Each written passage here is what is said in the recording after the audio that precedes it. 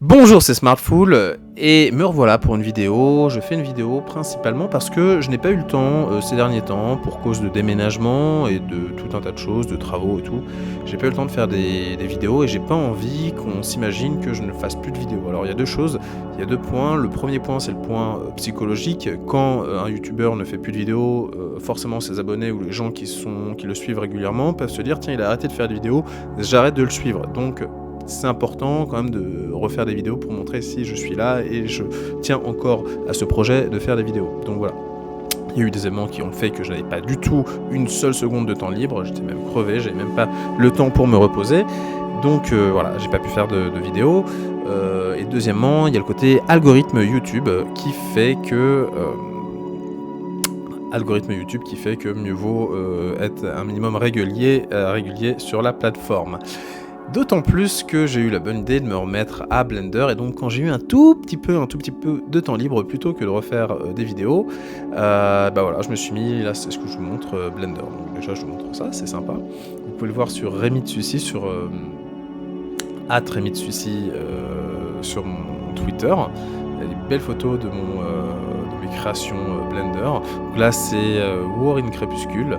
Hein, donc voilà, c'est un espèce de canon qui sort d'une forêt, et voilà, il tire et puis voilà, il casse des formes.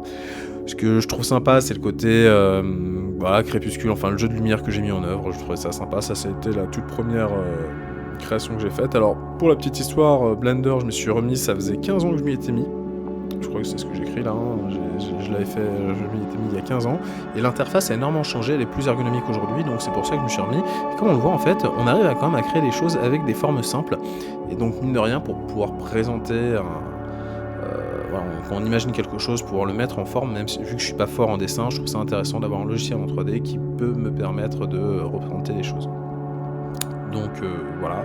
Est-ce que j'irai loin ou non? Est-ce que j'ai des prétentions avec Blender? Non. Le but était simplement de tester. Donc voilà, j'ai fait d'autres choses. Donc ça c'est plutôt sympa. C'est un temple grec, donc temple à l'aurore, hein, parce que la lumière est basse. On a l'aurore, le soleil vient de se lever, et donc bam, ça tape les colonnes. Et, donc on a un beau jeu d'ombre et un truc assez épique. Donc j'aime bien celui-là. Comme vous voyez, en plus avec la lumière, il n'y a pas besoin d'être super fort en dessin. On place les lumières et bam, bah, les ombres se font directement. Donc c'est ce qui est plutôt sympa quand on veut créer une ambiance. Voilà, donc même si on n'est pas un pro, même si on n'a pas forcément envie de faire un métier de modélisateur 3D, je pense que ça peut être intéressant d'utiliser ces outils comme Blender, parce que vu que l'ergonomie est simplifiée, que c'est gratuit, vu que c'est open source, ça nous permet, et en plus ça marche sur Windows très bien, on n'est pas obligé de faire des configurations ultra complexes pour l'avoir. On l'installe et c'est utilisable, donc c'est super, c'est un super logiciel.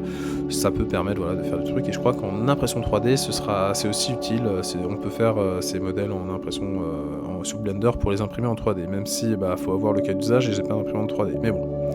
Et voici la dernière création que j'ai faite, voilà, bibliothèque dans une salle. Donc voilà, il y a des couleurs, c'est sympathique.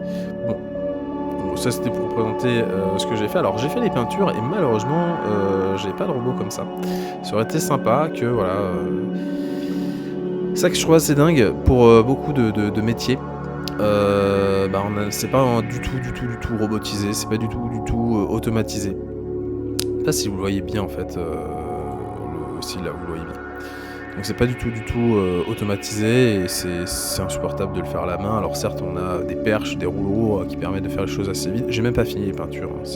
C'est pour ça que je fais une vidéo, c'est parce que je sais que je vais pas bientôt, dans le temps qui va venir, faire de nouvelles vidéos sur l'IA, surtout que ça prend du temps de l'IA. C'est le problème d'avoir une thématique, c'est-à-dire qu'on peut pas faire une vidéo comme ça. Bon là c'est ce que je fais parce que sinon je fais pas de vidéo et que même si je vais quand même parler d'IA à la fin de cette vidéo, c'est du teasing, restez... je parle de toute façon d'automatisation. Effectivement, moi, ça m'aurait bien aidé d'avoir un robot qui automatise les choses. Mais comme on le voit là, il y a un rack. Donc déjà, même si ça permet de faire les choses rapidement, il faut déjà installer le rack. Et bon, là, il fait des dessins, mais rien que pour faire de la peinture, mettre les choses. Et même, on peut dire, mettre l'enduit, poncer. On pourrait imaginer qu'un robot fasse ça. Hein, c'est sur une surface plane, c'est pas forcément complexe. Mais on n'a pas de ça, non. Donc, voilà, c'était la réflexion que je voulais donner. Dans le monde actuel, voilà, on fait de l'IA, on peut lire des bouquins. Tiens, je vais vous parler de ça. C'est un petit teasing, ça vous montre on peut passer des heures et des heures à faire de l'IA, on peut avoir des gens qui sont super forts en IA, qui vont même peut-être gagner des prix internationaux et puis derrière, on se retrouve avec une industrie, avec un monde où, c'est pas implémenté et ça, c'est problématique. Ce qui fait que il y a pas de boulot parce que c'est pas implémenté, donc on n'a pas besoin de data scientist, on n'a pas besoin d'ingénieurs en IA parce que, bah, si c'est pas implémenté, on n'a pas besoin d'eux et donc c'est ça le problème. C'est aussi une des grandes questions que je me suis posée cet été, enfin, et pendant mon déménagement, c'est est-ce que ça vaut le coup de faire de l'IA là? Est-ce qu'il y a du taf? A priori non. À quoi servent ces innovations si au final c'est pas implémenté? Et je suis tombé sur une vidéo d'Oussama Hamar qui fait pour Goldup, donc dans une masterclass qu'ils font. Et donc c'était un petit teasing qu'ils ont mis. Et Oussama Hamar, donc sur une courte vidéo de 2 minutes 52, donc quasiment 3 minutes, il parle de l'innovation et il dit est-ce qu'il faut innover à tout prix pour faire une entreprise? Et la réponse c'est que c'est non, il faut pas faire de l'innovation pour faire de l'innovation. Alors pour la peinture, je me dis bah attends, pourtant si tu poses un rack sur un mur plat et que derrière même le robot, il a la ponceuse, il a des capteurs pour voir l'état du mur et il a même par exemple de l'enduit. Les limites, il met l'enduit automatiquement, tac, tac, tac, tac, tac, et puis après, mais après voilà, c'est ça. Il y a le temps de sèche, et puis après, il va poncer. Et une fois qu'il ponce, ça va. Il peut mettre une première sous-couche, ce qu'on appelle la couche de finition, mais après, bah, il faut attendre que ça sèche. Et je crois qu'il faut attendre 6 heures pour après remettre la première couche. Puis après, généralement, il y a une troisième couche à mettre. Et donc, certes, on gagne du temps là quand on voit ça comme ça, mais en fait, on gagne du temps pour du dessin. C'est comme une impression, sauf que bah, au final, quand on fait en chantier, bah, des fois il y a des temps d'attente, ce qui fait que peut-être que la robotisation ne se fait pas pour ça. Donc je me suis dit qu'en fait, moi, c'était pas uniquement un arriérisme de notre économie, même si je pense qu'il y a un peu de ça, faut le dire. Il faut dire les choses. Oui, à un moment, je pense qu'il y a des gens qui sont peut-être un peu arriérés, qui veulent pas évoluer, qui veulent pas utiliser certaines innovations qui permettraient d'aller plus vite. Mais il y a aussi ce point qu'Oussama Hamar lève, c'est que des fois l'innovation ne sert à rien, n'apporte aucune nouveauté. Enfin, si ça apporte une nouveauté réelle, mais ça n'apporte qu'une nouveauté réelle, ça n'aide pas les gens. Il parle par exemple des serrures qui sont sur portable avec donc des mécanismes qui ont besoin déjà d'être alimentés, donc s'il n'y a pas d'électricité c'est embêtant et si vous n'avez pas de batterie vous n'avez plus votre clé. Il dit en fait une serrure électronique ça sert à rien, la clé c'est très bien et ça n'apporte rien de plus d'avoir si on peut savoir si c'est ouvert ou non. Ok, d'accord, mais le vol c'est pas comme si ça arrivait tout le temps et de toute façon on peut pas vraiment intervenir. Et il y a une autre technologie qui s'appelle une alarme qui fait que s'il y a une intrusion, il peut y avoir une notification qui est envoyée à la police ou à une société de sécurité qui peut se déplacer. Que vous ayez une notification parce qu'on a forcé votre serrure, c'est pas, ça ajoute pas un plus et c'est pas l'intérêt d'avoir une serrure électronique. Bon. Donc voilà, je voulais vous dire ça pour déjà remettre en perspective le questionnement qu'on peut avoir du travail qui peut être lourd, qui peut être compliqué, qui est long, parce que c'est des mathématiques appliquées, et se dire en fait pourquoi. Alors soit c'est pour une carrière, soit c'est pour apporter des innovations, soit c'est pour de la pure passion, on aime bien les maths, on a envie d'en faire, ok. Dans ce cas-là, il n'y a rien à dire. Par contre, si c'est pour les deux autres cas, il y a des bonnes questions à se poser et moi je les pose, voilà. Tout le monde ne les posera pas parce que c'est vrai qu'on dit tiens tu fais une chaîne d'IA donc pourquoi remettre en question le fait de faire de l'IA, mais oui moi je la pose quoi. Parce que je pense qu'à un moment il faut se poser des questions, c'est important. Le livre dont je parle, c'est un livre que j'ai acheté il y a 1 an, je l'ai pas encore lu, enfin je l'ai lu en partie, je sais pas si vous voyez. Et c'est un livre qui est connu, qui parle de c'est écrit dans le titre, Machine Learning avec Scikit-learn.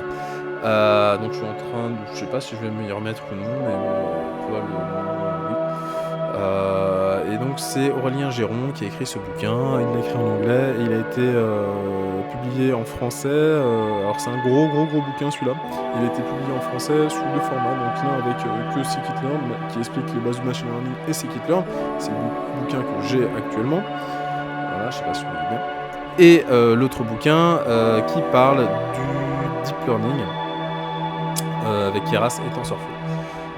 Voilà. Donc je sais pas pourquoi je vous parle de ça, si c'est pour parler quand même un peu d'IA au sein du bouquin, j'invite donc peut-être à lire ces bouquins, enfin en tout cas les premières pages que j'ai lues c'était très intéressant, ça explique le pourquoi et l'intérêt du machine learning par rapport à de la programmation habituelle, Ouais, je ferai peut-être une vidéo là-dessus, ce sera peut-être la prochaine vidéo là-dessus, ça, je leur expliquerai, hein, ce qui est écrit dans le bouquin. Pourquoi, le machine learning, par rapport à la programmation, il y a beaucoup de gens qui ne savent pas pourquoi. Et voilà, le but c'était avant tout de vous parler de ce que je fais, des réflexions que j'ai, pour montrer que non, je n'ai pas arrêté YouTube. Il y a un autre point, pourquoi je porte, ça à côté. J'ai voulu refaire une vidéo YouTube, mon matos ne fonctionne pas, ça ne fonctionne pas, donc c'est relou et donc il est probable que déjà, cette vidéo ne sorte pas au moment où je la fais. Et sachez que voilà, j'ai voulu faire des vidéos un peu plus tôt, mais voilà, si le matériel ne fonctionne pas, c'est chiant. Voilà. Bah, sur ce, je vous dis, à bientôt, c'était Smartful. À bientôt.